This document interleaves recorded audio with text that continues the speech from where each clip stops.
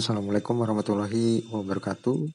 Kembali lagi di sini bersama saya dan di kuliah 7 menit ini saya akan menjelaskan sedikit tentang bagaimana sih caranya agar kita tuh tetap bisa untung gitu. Jadi di trading kadang banyak yang mengeluh kalau trading sulit karena sulit sekali untung.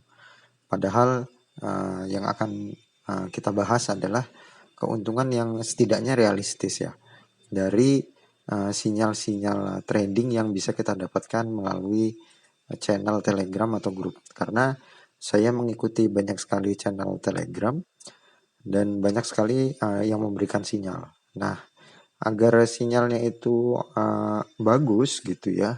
Ini salah satunya saya rekomendasikan ya, karena ini channel juga saya ikuti dan subscribernya baru sedikit tetapi fiturnya menarik gitu. Menariknya kenapa? Menariknya di sini dijelaskan tentang entry targetnya itu tidak hanya satu. Kebanyakan gagal karena mencoba entry target yang hanya satu, misalnya ini ya. Tetapi tidak menggunakan manajemen keuangan yang bagus gitu. Manajemen keuangan yang bagus itu seperti apa gitu ya. Nah, saya akan coba di sini ya. Di sini teman-teman bisa lihat koin yang masuk dalam sinyal adalah alis ya untuk tipe scalping. Scalping ini adalah jangka pendek atau kurang dari sehari gitu ya. Long artinya kita harus membeli, bukan short. Short itu menjual gitu ya. Nah, kemudian di sini ada entry targetnya di angka 8.35 atau 8,35. Kalau kita bisa lihat teman-teman di sini ini ada trading view ya. Nah, waktu itu sinyalnya muncul saat alis itu masih berada di sini teman-teman. Nah, kemudian saya gambar channelnya, ternyata jebol kan channelnya. Nah, kemudian turun ke bawah. Nah, turun ke bawahnya itu ternyata melewati dari batas entry-nya. Nah, batas entry-nya yang mana? Ini saya hapus dulu. Nah, sekarang kita coba pakai ini. Kita lihat di 835 ya. 835 ya, 35 atau 3501 8349 juga bisa. Nah, ternyata kalau teman-teman masuk di angka itu harganya masih turun terus gitu. Ini kalau teman-teman all in atau teman-teman menggunakan semua modalnya, ya teman-teman akhirnya kena liquid kan, kena likuidasi. Dapat surat cinta dari Binance gitu ya. Maka dari itu untuk menghindari adanya likuidasi saat sinyalnya muncul 835, nah maka dari itu kita hanya memasukkan 10% dari modal.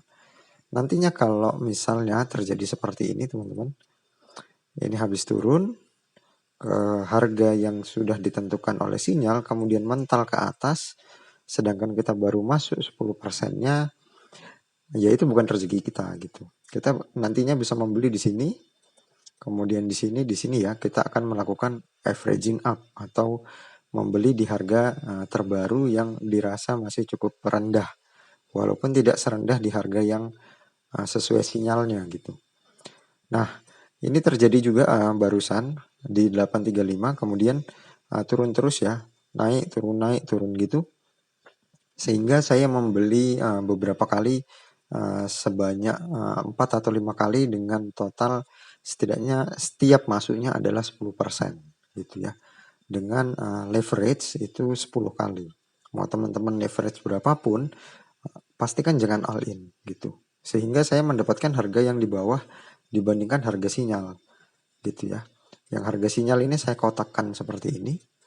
Nah, sedangkan ini harga yang saya tandai seperti ini ya. Nah, ini adalah harga yang saya dapatkan. Jadi cukup di bawah. Sehingga saat alis ini naik terus atau bergerak terus sesuai waktunya, dia akan mencoba kembali mengetes di harga entry gitu. Tetapi karena saya sudah masuk lebih di bawah, karena saya melakukan averaging down atau waktu saat turun saya terus membeli, maka dari itu saya mendapatkan harga yang cukup di bawah.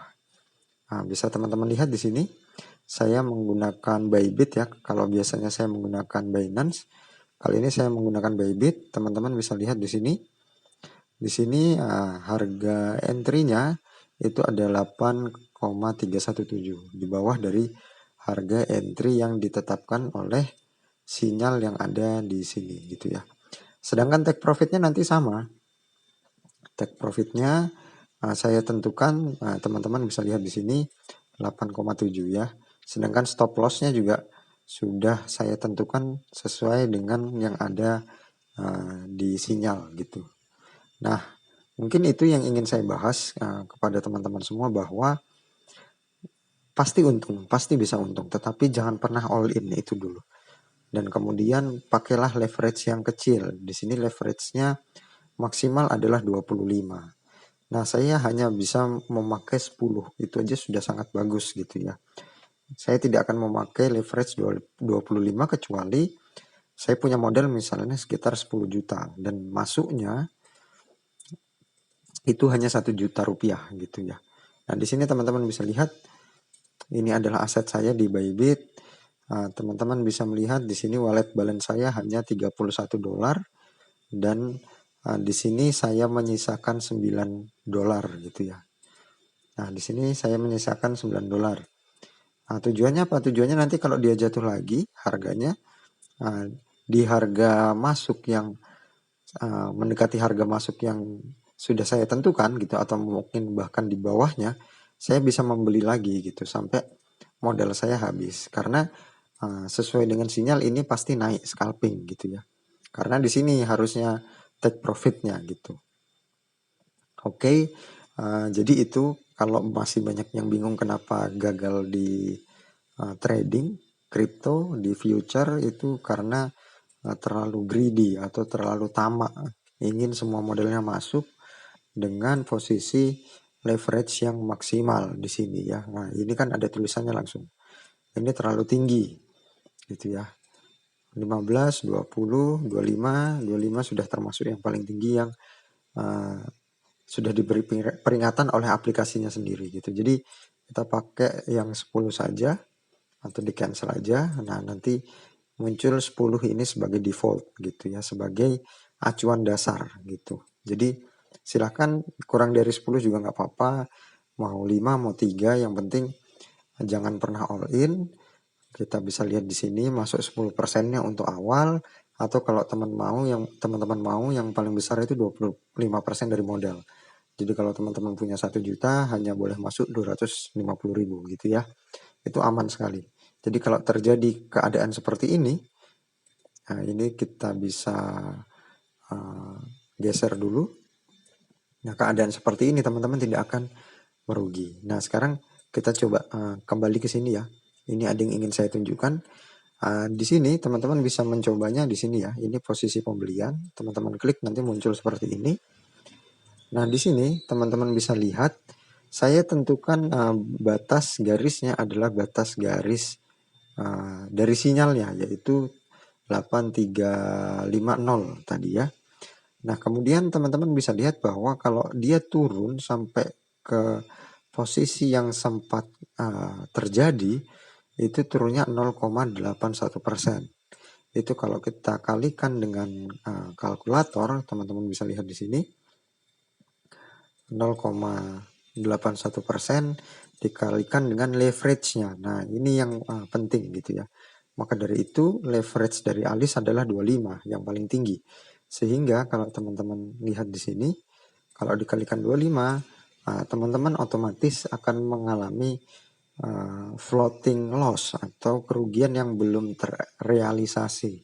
Sehingga berpotensi adanya liquid gitu. Teman-teman bayangin masukkan 1 juta semua, terus terjadi kerugian 20% atau 200.000. Itu kalau naik terus ya teman-teman, sampai sekitar 40% itu bisa di liquid gitu. Sedangkan saya tidak terjadi. Kenapa? Karena saya dari 0,81 tadi itu dikalikan dengan 10. Nah, jadi saya hanya rugi sekitar 8%. Itu pun saya tidak masuk semua, saya tidak masuk semua modal. Jadi saya bisa memukul rata terus agar floating loss-nya ini terus berkurang. Sebelum naik itu floating loss saya itu sekitar 4%. Jadi uh, dianggap wajar dan dianggap aman gitu loh oleh aplikasinya sendiri, sehingga saat naik, nah saat akhirnya harganya naik ya, di sini akhirnya harganya naik, saya juga bisa untung langsung banyak gitu. Nah saya sudah untung sekitar 19% atau sekitar $4 gitu ya. Jadi tanpa pikir pusing, tanpa pikir cemas, itu ya inilah caranya. Jadi kalau teman-teman masih bingung dengan penjelasan saya tentang bagaimana caranya averaging down untuk kondisi seperti ini atau averaging up, ya kan, kalau teman-teman ketinggalan momentum, nah silahkan tulis di kolom komentar ya. Nanti kita akan bahas bareng-bareng gitu. Mungkin ini saja kuliah 7 menit yang sekali lagi seperti biasa bablas, dan semoga teman-teman bisa ya mempraktekkan trading dengan modal yang kecil-kecil dulu aja. Sekian dari saya. Assalamualaikum warahmatullahi wabarakatuh.